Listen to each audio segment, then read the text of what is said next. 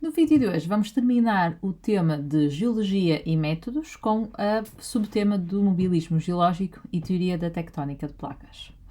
Segundo Wegener, em 1915, ele formulou uma hipótese de que, devido às massas continentais terem menor densidade do que as massas oceânicas, terá havido algum movimento e que levou a que nós tivéssemos a visão dos continentes que conhecemos hoje. Só que isto veio contrariar a teoria do fixismo, que havia até à data, ou seja, que tudo estava fixo, ou seja, tudo estava imutável, tudo junto, contrariava a ideia do que ele estava a apresentar. O que é que acontece? Segundo esta hipótese, há 200 milhões de anos, existia um supercontinente e um superoceano, ou seja, a Pangeia e a Pantalassa. E há cerca de 180 milhões de anos, por alguma razão, ocorreu uma fragmentação em dois continentes, a Laurásia e a Gondwana, que há 79 milhões de anos, por sua vez, se começaram a afastar. Porquê é que esta teoria não foi bem aceita na altura? Foi porque, apesar dos argumentos que nós vamos falar a seguir, ele não conseguiu explicar porque é que isto aconteceu. Ou seja, não conseguiu explicar porque é que houve uma fragmentação da Pangeia e porque é que depois houve o seu afastamento. No entanto, ele tinha alguns argumentos que tentava justificar porque é que isto faz sentido.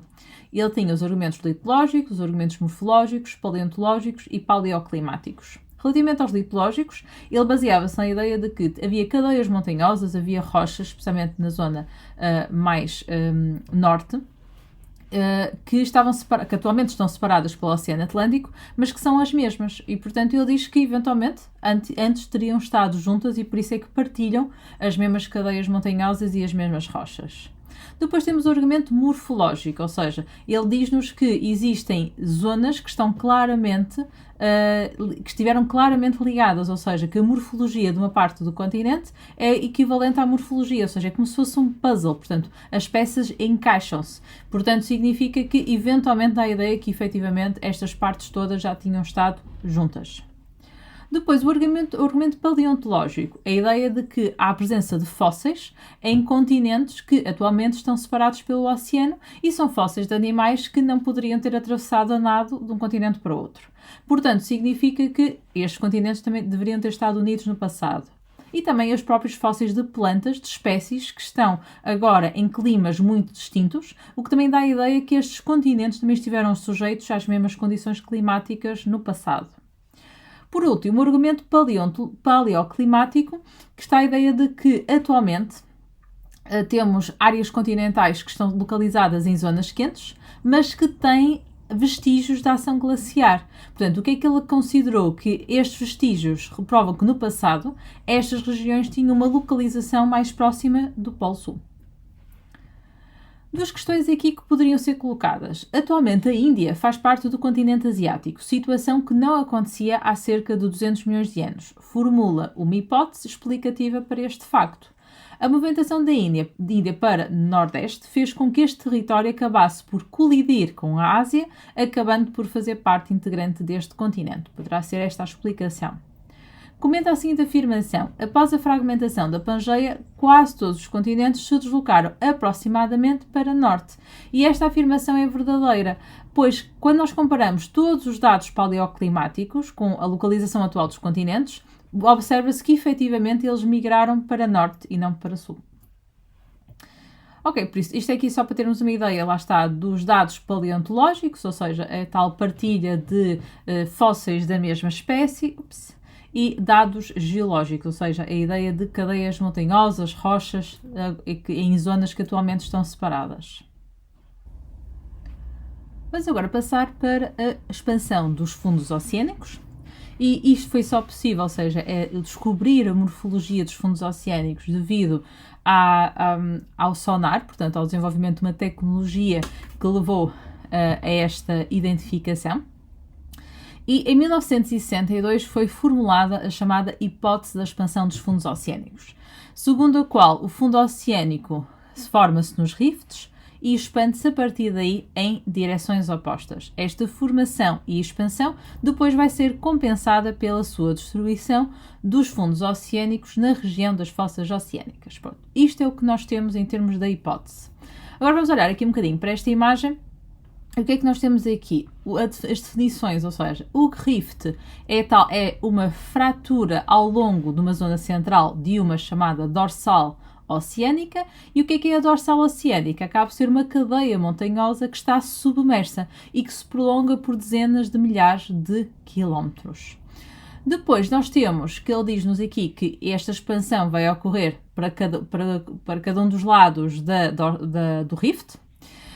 E depois, esta formação e a expansão do fundo oceânico é compensada pela sua distribuição destes fundos oceânicos nas chamadas fossas oceânicas.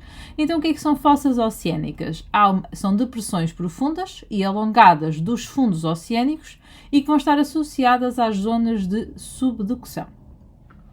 Temos depois aqui outras características dos fundos oceânicos. Temos as planícies abissais, que são zonas horizontais e profundas do fundo oceânico. E se repararem aqui, nós tínhamos a dorsal oceânica, que era aqui onde está localizado o rift, e depois de cada lado temos a planície abissal.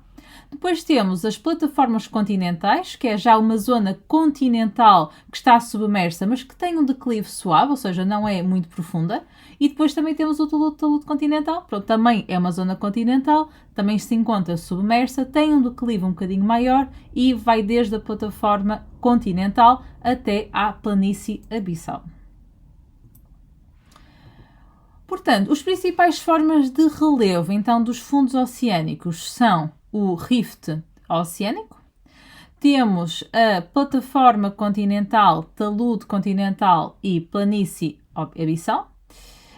E depois temos também a falha, temos aqui, por exemplo, também uma falha transformante, mas essencialmente é plataforma continental, talude continental, planície abissal, dorsal média oceânica, rift oceânico e fossa abissal. A expansão dos fundos oceânicos, ela teve que ser comprovada e para isso podemos recorrer a estudos do paleomagnetismo que se baseiam em registros magnéticos que ficam preservados nas rochas basálticas da crosta oceânica. Estas rochas possuem minerais, esses minerais são muito magnetizáveis, como a caso da magnetite, e que quando cristalizam a partir do magma, eles vão se orientar tal como a agulha de uma bússola e vão se orientar sempre segundo o campo magnético que existia na altura da sua formação. Nós vamos considerar dois tipos de polaridade. A polaridade normal é a polaridade do campo magnético terrestre atual, ou seja, os minerais magnetizáveis do basalto formado atualmente vão apresentar a mesma polaridade.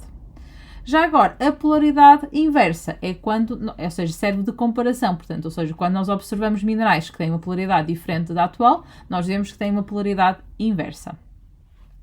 O paleomagnetismo de diferentes regiões dos fundos oceânicos permitiu então constatar que as rochas mais recentes encontram-se sempre na proximidade do rift, mas à medida que nós vamos nos afastar em relação ao rift, vamos verificar que as taxas de expansão dos diferentes fundos oceânicos são diferentes.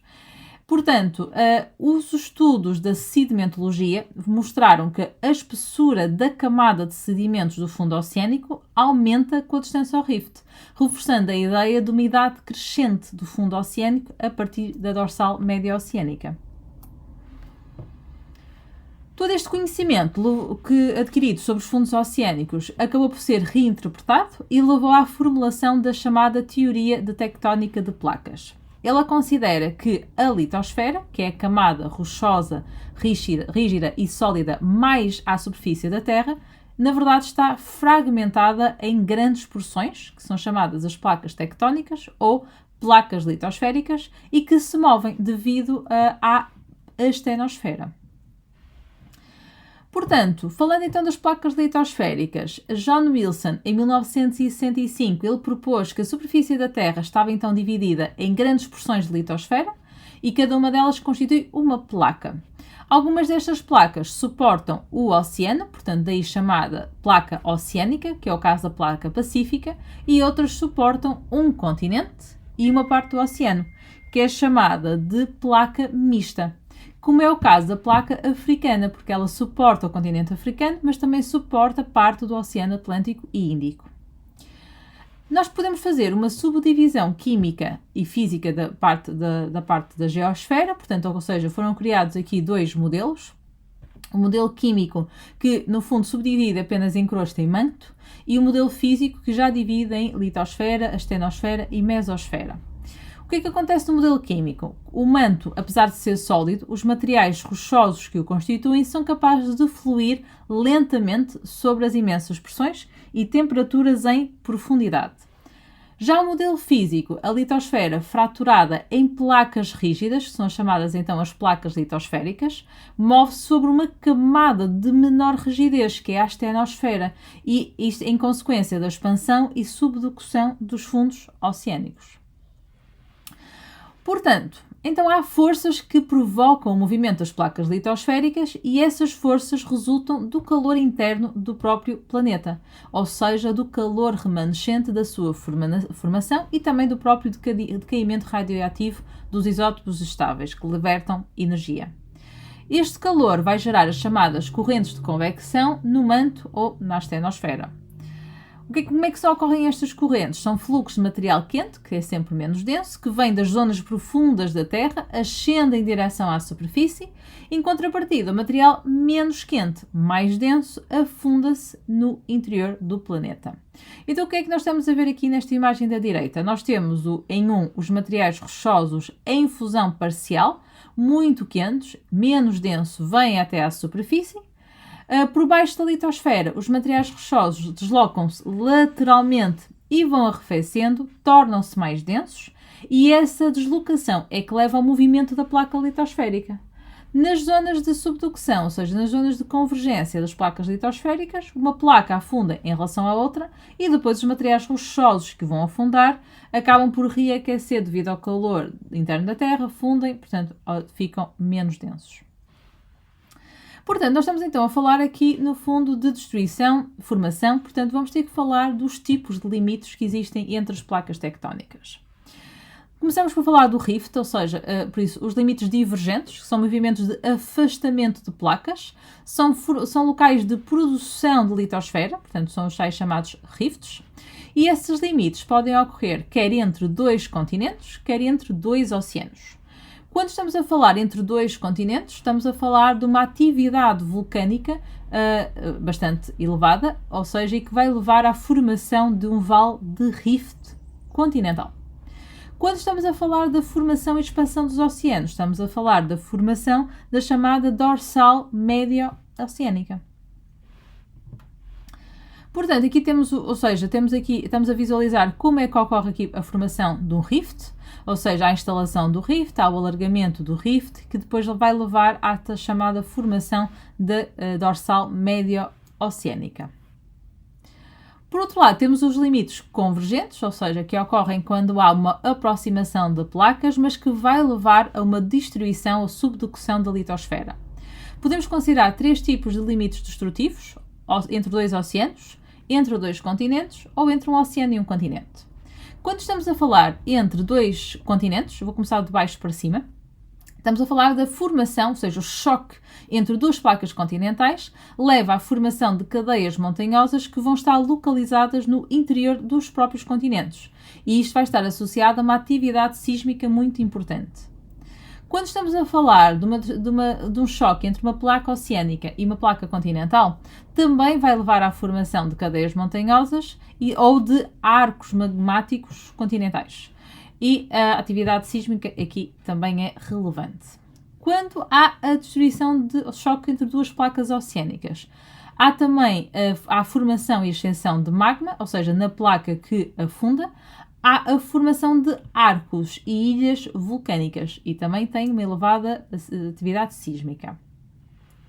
Portanto, vamos voltar aqui, por isso, o limite entre duas placas continentais, portanto, a colisão de duas placas continentais resulta no espaçamento crustal e na formação de uma cadeia de montanhas, ou seja, o que nós chamamos de orogenia, e ocorrem sismos em ambas as placas. Quando estamos a falar do choque entre uma placa continental e uma placa oceânica, portanto, ou seja, a placa oceânica, como é mais densa, vai ser aquela que vai afundar ao longo da chamada fossa oceânica, e na placa continental é que vai ser formada a cadeia montanhosa.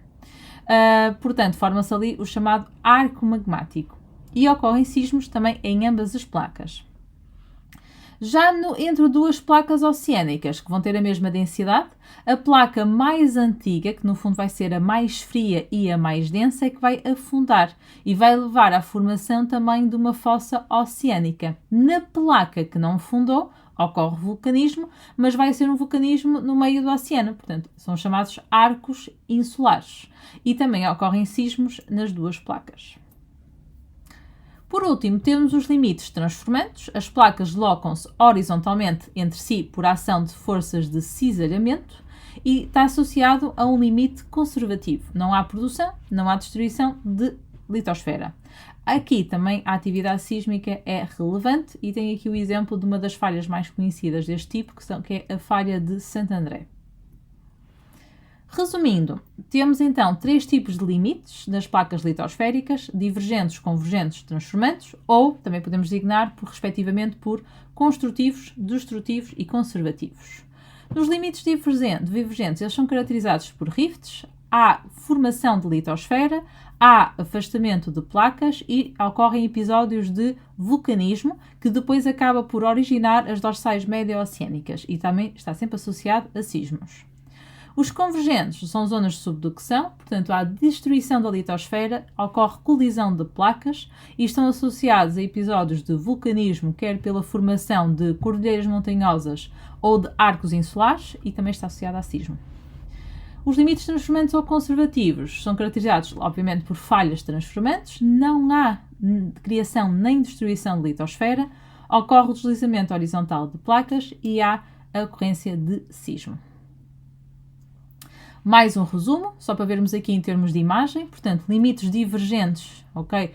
É um limite construtivo, ocorre emissão de magma através do rift, que ao solidar forma placa oceânica em ambos os lados. Limite convergente destrutivo, ocorre colisão de placas e a sua destruição, podem ser do tipo continental-continental, continental-oceânico e oceânico-oceânico. E os limites conservativos, as placas movimentam-se lateralmente, uma em relação à outra, não ocorrendo construção nem destruição de placas. Ficamos por aqui no vídeo de hoje, depois iremos avançar para o outro tema da Geologia 10º, que será a estrutura e dinâmica da geosfera. Por isso, vemos no próximo vídeo.